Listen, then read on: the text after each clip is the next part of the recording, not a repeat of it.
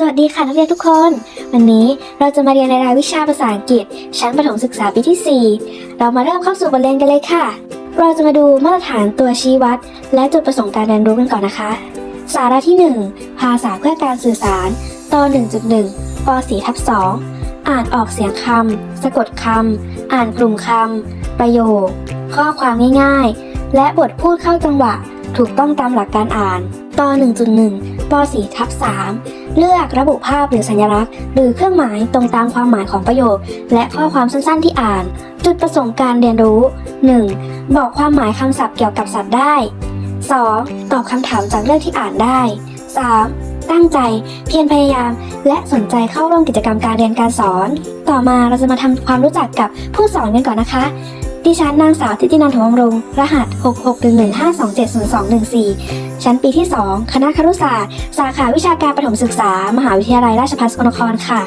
เนื้อหาบทเรียนที่เราจะเรียนกันในวันนี้นะคะคือเรื่อง animal แปลว่าสัตว์ค่ะโดยเราจะมาดูวิธีการใช้สื่อกันก่อนนะคะ 1. กดเลือกหัวข้อการเรียนการสอน 2. กดที่ตัวละครเพื่ออธิบายคำศัพท์และฟังเสียงมาเริ่มจากเรื่องแรกกันดีกว่าค่ะ animal type ประเภทของสัตว์Farm animals.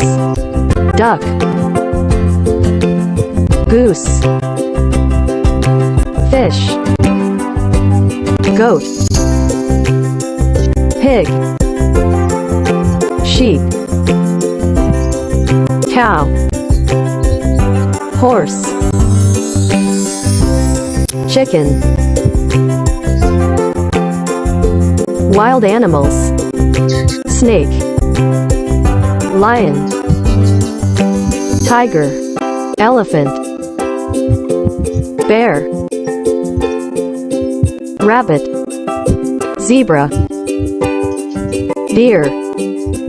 Giraffe. Panda. Monkey. Pets. Fish. Dog. Hamster. Bird.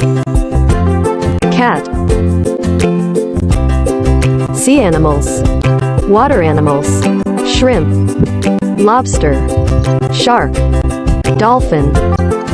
Whale. Turtle. Jellyfish. Clownfish. Octopus. Crab. Starfish. Seahorse. Squid. เรื่องที่ 2 Animal Sound เสียงของสัตว์